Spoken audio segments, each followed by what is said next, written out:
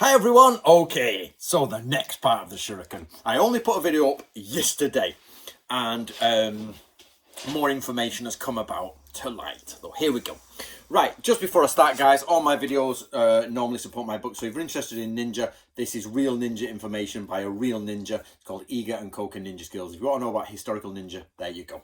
So right, yesterday we got to the point where we've found a document through Eric Shahan at Shinobu_books, which says the weapon Shuriken is a weapon used by the shinobi.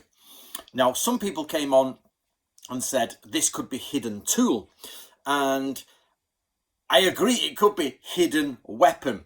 But so I asked a few people. I asked Miyako Koyazumi, who deals with all the Sosho and deals with all the old Japanese, the one who's got the martial arts qualifications, even though it doesn't really matter. You also asked Yamamoto-san, who obviously a Japanese monk who, you know, deals with old writing. And I asked Yuji Yamada from Mie University what he thought. And of course, Eric. And all of them said they think this is shinobi, meaning person, an infiltrator. So let me go through it. So basically, shuriken are the weapon of the shinobi. The issue here is this point here. Now, if we do that, so forget that, that's shinobi no tsuimono, shinobi soldiers, ninpei. You know, you sometimes get ninpei, obviously it's shinobi no tsuimono. So that would be one word, and that word appears in the Shoninki, it's right there in the Shoninki. But that's not where the grammar is. Remember, Japanese grammar is punctuation is not there. The grammar is there, but the punctuation is not there. You have to insinuate where the punctuation is. So this now becomes, so that's, if it's this, shinobi no tsuimono, it's shinobi soldier, a shinobi who is a soldier. But this now becomes military weapon. So, warrior, soldier, like tool, weapon if you like. So, equipment. So this now, could it be the weapon tool of a shinobi no tsuimono, or could it be the military tool of the shinobi infiltrator? How do you work this out? How is it possible? Well, with our good friend phonetics and furigana. So furigana is the little kanji, the little stuff at the top of the, sorry, at the sides or the top of the kanji, and it tells you how a word is read. Now, in the document that Eric gave us, it actually says heiki. So heiki. So it must be, this must be one word, heiki, which is military tools. So this now becomes the military tools. The shuriken is a military tool of the shinobi. Okay? So that's how that works. So we know by the furigana, the phonetics, which I've talked about before, guys, that's how we find out a lot of this stuff. If they've put the furigana in there, that's locked in, and that becomes the military tool of an infiltrator. So now the question is, the question becomes, is it a hidden military tool, hiding, secret, or is it military tool of an infiltrator? Now, if this said shinobi no mono no heiki, it would be much easier. The military tool of a shinobi no mono, which we know is a position allotted to an army, that would be easy. But this now could mean secret weapon or, what's the word? Infiltrator. But all three Japanese people I asked who deal with old kanji, deal with documents, all said they think it's a person by the feel of it or whatever. It's not impossible that it wouldn't be a hidden weapon. So therefore, a shuriken is a hidden weapon, a hidden military weapon that you can throw and get into flies or kimonos. Or it could be read as the shuriken is a military weapon of the shinobi or infiltrator. Now, that's where the problem is. So it doesn't mean that the Japanese are right, because it literally doesn't say shinobi no mono or shinobi no tsuimono no heiki. You know, shinobi shu no heiki, shinobi gumi no heiki, meaning like the tools of military group. The shuriken is a tool of a military ninja group, anything like that. It doesn't have it. So we're still on that which way. But the three Japanese people I asked, all who seem to be in the know of Japanese language, remember this, Yoshie has to go through all the old files. We've published so many ninja manuals and they have never been published before, and we have to publish them, and she has to go through them. She takes it from old Japanese, and Miyako included, sorry, not to exclude. They basically get them, print them out, write them out in pencil. Sometimes Miyako types them out, argue about which kanji is which. If it's Sosho, get all the Sosho dictionaries out, get all the Kanban dictionaries out. There's nowhere for us to go and actually get them. I think Nakashima did the Bansen Shukai, but he published the Bansen Shukai after our ninja manual, Bansen Shukai. We'd already published it before that. And the only one we used Nakashima's for was actually the Shoninki, because that was previously published. But we also used the Kimura one and the other one. But from that, we did the Bansen Shukai way before Nakashima, about 3 years or 4 years before him. Something like that, I can't remember the dates. And the rest of them, I photographed the ninja scrolls myself, and they've never been published, and we did it. The Nimpiden, I'd like to have done the Nimpiden with, but it was $2,000 to buy. So we found an old version that didn't have any, you know, the detailed analysis of it, and the Nimpiden is really difficult anyway. But all the other ones we did, all of them, including the Bansen Shukai, was all done by Yoshie, going through it line by line, because she's brilliant at the old kanji, she's brilliant at the old grammar, but she hates Kanban. She hates Kanban. So anyway, so that's an aside. I'm saying that because I know somebody was talking about it from my last video. So there you go. It's provable. Look at the date that Nakashima published his Bansen Shukai. Look at the date we published ours. And then if we get it from Nakashima, what about Chikamatsu? I photographed this. It's never been published in Japanese before. Still to this day, it's never been published. What about Mubyoshi Ryu? I actually informed the Japanese who did that. Anyway, I'm getting by the side. So, what we have here in the Shuriken world is the simple fact that we now have, is it a hidden weapon or is it a weapon for a ninja itself? But, and I told you yesterday, there's problems on either side. We have this idea of there's no evidence for it in the world of the ninja, and there's no evidence for it becoming a comic. So I spoke to Yuji Yamada of Mie University, who is actually in quite a sticky position. People have asked me before, why am I a little bit dubious of the stuff coming out of Japan? And it's not the stuff coming out of Mie University. I like what's coming out of Mie University, but it goes through the blender of Japanese tourism, which is, I remember watching NHK about Shuriken, so we're talking about Shuriken. Yuji Yamada went on to NHK about Shuriken, and they said, is Shuriken a ninja weapon? And he went, no. And they went, okay, let's do a 28-minute video on shurikens. And he was like, and you could see him like, okay, what do we do now? You can go and look at this documentary on NHK. It's there. It's in English. I think it was in English, or it's subtitled. And basically, he is forced to talk about shuriken in connecting with ninja when he outright says at the beginning, there is none. So when it's coming out of Japan, be very careful. Unless it's coming from the words, the mouth of the professor himself, it's going through the filter of tourism, and it's becoming very murky. Okay, and then they got a load of people dressed as ninja throwing shuriken, and they did all signs of shuriken throwing, and he's literally saying, no, there's no evidence for ninjas connected to shuriken. So I spoke to Yuji Yamada, and he thinks this is a person, and I says, well, you know, how have we got there? Because Stephen Turnbull can't see any connection with shuriken till the 1950s, like I discussed yesterday. And he says, well, actually, he found a brochure, and I'm going to put the brochure here.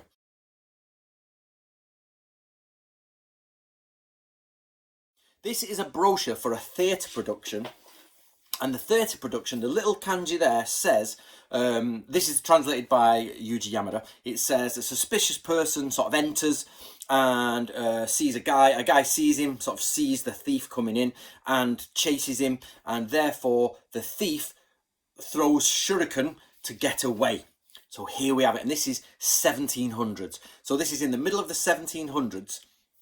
This guy, sorry, I keep looking out for my notes because I've got my computer on this side, but I've actually shut it down. It's all gone black.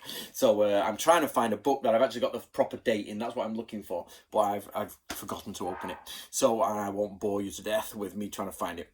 So basically, in the mid-1700s, there is a brochure, a theatre brochure, which you've just seen, that says, here's a thief, a suspicious person who's creeping in with a mask, and he's got shuriken, and he's throwing them when he gets seen. So we've got this idea that there's this masked infiltrator, shinobi, not shinobi no mono the army, shinobi no shu, shinobi no gumi, a shinobi infiltrator, usually considered as a thief in the Edo period, which is why they have a low class reputation, because they're thieves who run in and out and they're half samurai. Tea. Excuse me. So what we have here is the fact that now Yuji Yamada is saying that he thinks this is the escalation of the image of the ninja from theatre. So in theatre they had some dramatic throwing on the stage, and the masks are on and everything, and it becomes a dramatic theatre show.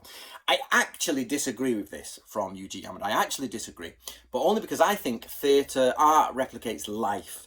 And while some things in the theatre are made up, i.e. lightsabers and Star Wars and things like that, a lot of it replicates your actual life. So to me, the idea that probably in the Edo period, people were starting to put masks on because what many people haven't realised, and what I need to do more research is in the Sengoku period, you probably had freer movement. But in the Edo period, which seems strange, in a period of war, you had freer movement. But actually, there's less social regulations. In the Edo period, people are locking the gates off more and more, and you get this ward, samurai ward, merchant ward, and the gates are shut at a certain time of night. And you actually get the head of the ward. And then on top of that, the wards are divided into 5 family groups, and those 5 family groups are responsible. So if somebody steals from one, they all get punished. So you could execute entire families, you know what I mean? So that means they all sort of like touted on each other and told on each other. So if you're going to nick in the Edo period, you need to cover your face, and you need to get away pretty sharp. So we see this evolution of the mask, of the distraction tools, you know, and I don't just mean they are distracting, they genuinely hurt you, Shuriken, if not kill you if you get it in your eye, but it's going to hurt you or cause puncture wounds. So the idea is at night, you hear something. Imagine you walk down the stairs. I spoke to my father about this before.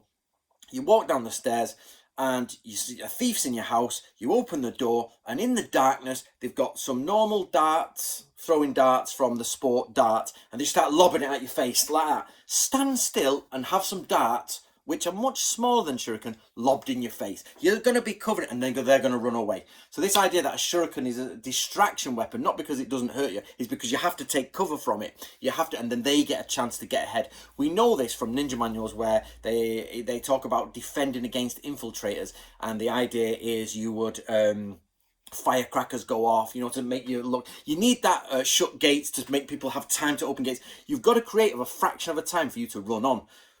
Otherwise, the enemy is on you. You need that ahead of the curve beat. So the idea is that they come bang ahead of the curve, run. They're like 3 seconds behind you now. Then they've got to run. You shut doors on them, they've got to open doors. Do you know what I mean? So Shinobi, who's infiltrated, will open the doors on his exit. He needs to think of his exit. But if he's shutting them behind him, you've got to open them, and he's already got a head start on you. So, and then you're also like, if I open this door, am I going to get a nail in my face? So you create that upward curve, you can run away. So where are we? So somebody asked me the other day, I think it's Rob Fairhill left the message. So hello Rob, thank you for the message. And he left a message that said, basically, is it the Kikushi, the sort of hidden tool document I was talking about? There is a document out there that mentions shuriken. And I said it's really dubious. Now I've just been through it today, and here's a picture of it.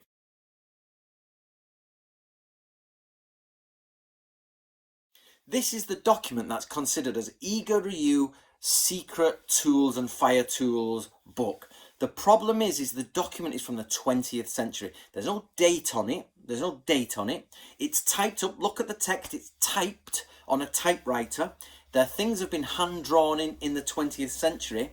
And there is some handwritten sections of it. I think it doubles up basically. They've done a typed up version, and then they've done the original version. A hand copy of it, not the original manual, a hand copy of it in the 20th century.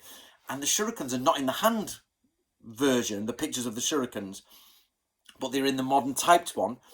The hand one has no, it doesn't mention ninjutsu in it. It might do, I've not had it translated, but me going through it, I can't find ninjutsu in it. But it's meant to be called like Iga Ryu Ninjutsu Secret Weapons. But I think that was a 20th century title added. But it does in the end say it's written for Iga Ryu, but everybody jumps to the conclusion that Iga Ryu means ninjutsu. This is wrong. Wrong. Basically, Iga Ryu means School of Iga, and it's a School of Iga that teaches multiple things. I run Natori Ryu. Natori Ryu is a school of Gungaku that runs multiple things. It has ninjutsu in it. So Iga Ryu, Koka Ryu are not schools of ninjutsu. They are military schools. They will focus on ninjutsu, but I've seen Iga Ryu Kamajutsu, basically. I've seen Iga-Ryu spear jutsu, maybe. I've seen Iga-Ryu fire tools. It doesn't mean they're ninja Kusurigama. It doesn't mean they're ninja fire tools. It doesn't mean it means those are the systems within those samurai schools. They are a samurai school, a Ryuha, who focuses on ninjutsu. But the problem is with Iga-Ryu, you don't often get just ninjutsu, you get a mixture of things. So everybody goes, Iga-Ryu, ninja. No, Iga-Ryu, military school, ninjutsu. Natori-Ryu, military school, ninjutsu. Katori Shinto-Ryu, military school, ninjutsu. It's the same for every school. You get what they do as specialists. Some of them don't have ninjutsu in them, but it doesn't matter. They have spearsmanship or swordsmanship. So don't jump to the Iga-Ryu ninja bit. So to wrap up, guys, basically what we have so far now is evidence for Shuriken and Ninja, 0 in the Sengoku period. Evidence for Shuriken start to appear in the early Edo period, late Sengoku period. They start to appear. We see them in manuals. Connection to ninja and... connection to thievery, infiltrator, and Shuriken, mid-1700s, with a puppet theatre show, sort of on-stage reenactment of a thief that throws Shuriken to get away. 1830, document found by Eric Shahan, which is a sort of like tools and armour document, which says that Shuriken are the infiltrators' tools or hidden tools, but I'm still going to go with infiltrators' tools. That's fine. I'm happy with that, but because of the Japanese are backing it as well, and you know, I've asked across the board, and then nothing until the 1950s. So there you go, guys. Right, don't forget, if you're interested in ninjas, catch up to date. I hope that helps. I know there's some people, I've basically got some trolls who follow me, and I don't mind. And their new attack is basically, Yoshie is not very good at translating. Yoshie's got a mint degree from a mint university, and she's got books upon books of all the old ways. She's studied the ancient ways. She doesn't get it from a typed text. She types it up herself. Miyako often types it up. They're superb girls at it. They're really good. One of the things Yoshie said to me, which was superb, she said it's okay for people like Nakashima and all the others to do these ninja books, because all they have to do is type it on a kanji machine. They just type it. That's it. And if they don't understand a sentence, they don't have to explain it. She says there's loads of sort of like these books that do these old documents, and they don't check them. They just type them, and there's no footnote for it. And the reader is left with, I can read the kanji, but I don't know what it means. And there's no footnote for it. She says, Anthony, in English, we've got to translate every single sentence. So she says, I've got to go away to these big dictionaries, most of them electronic now, but she still goes to the old social dictionaries and everything, and the Kanbun dictionaries, and she's got to find out every single one. So sometimes at the end of our translations, say at the end of these, she says, you've got like a few lines left where I've got to go and spend weeks and weeks on one or two sentences going, is it this kanji, is it that? She's got to compare it with other ones. So for those people out there spreading the rumour that Yoshie doesn't do it, you don't know what you're talking about. full of this and less of this. Do you know what I mean? Have a think about what you're saying. The simple fact is that we've published a load of ninja scrolls. Only the Shoninki is actually copied from Nakashima. Not copied, but you know what I mean. We've got Nakashima, Kimura, and their footnotes, and which is why I'm embarrassed that our Shoninki has incorrect information for it in the blue edition, because we copied the Japanese. And when we left it to Yoshie to do it on her own, it's a much better translation, much better. And that's why we cleaned it up in the red Shoninki. And Yoshie actually said the Bansen Shukai is a bit easy, to be honest. It's not very difficult. That was her words. Shoninki, quite difficult. Bansen Shukai, not so difficult. So there you go, guys. So for those people out there, and I know on the Samurai and Ninja forum things that I set up years ago, they're all debating it. Just remember, you wouldn't have these debates if it wasn't for Yoshie actually going through them all. I'm sorry, Miyako as well. Miyako is doing more now than ever. And Miyako going through and typing them up and publish them, and you wouldn't have them if it wasn't for me. So all those people out there, I don't into mentioning names anymore, but there's a few of them. Basically, you would have nothing to say if it wasn't for me. You owe what you are saying to me. That's what you're angry at. And you're angry because I've taken away your fantasy. And you'll stream it, they make websites about me, they do all sorts about me, and people send me these websites all the time, and I'm like, it's okay, don't worry about it, let them keep going. They only exist because I give them something to exist. I'm the element that grows them. I'm the life cycle for them, if you like, because before that they were all wearing masks, throwing shuriken and doing ninja secret hand-to-hand combat, and you all know who you are, and you all were there at the beginning, and you all fought against me, and there's only a couple of you left now. And the simple fact is you're stuck on the ego where you won't think, maybe Ant's right. Maybe Anthony's right. Do you know why Anthony's right? It's because I only want the truth. I'd be happy no matter what the truth is. I genuinely want to know what is the basis of ninjutsu, and this is why we're doing it. So for the rest of you who are following, and the rest of you who are keeping up with it and enjoying it and going with me in these turns and twists, remember I started this as a nobody. I had no idea about ninja. In fact, it was the reason why I started it. I said, I've got no idea about the ninja. I've been doing it since I was 9, 6, 7, whatever. I always loved ninja, and I'm 20 odd. I've no idea what they actually do. Everybody who says you throw sand in the air, ninjas do hand-to-hand combat. That's it. I'm like, what? So anyway, so basically, I didn't know what I was talking about. So instead of thinking I knew what I was talking about, I went and found out what I was talking about, and now I know what I'm talking about, if you see what I mean. Right, guys, enjoy. Please debate it online. Let me know what you think. Thanks for those who made comments. Very, very happy. Cheers, guys. Bye.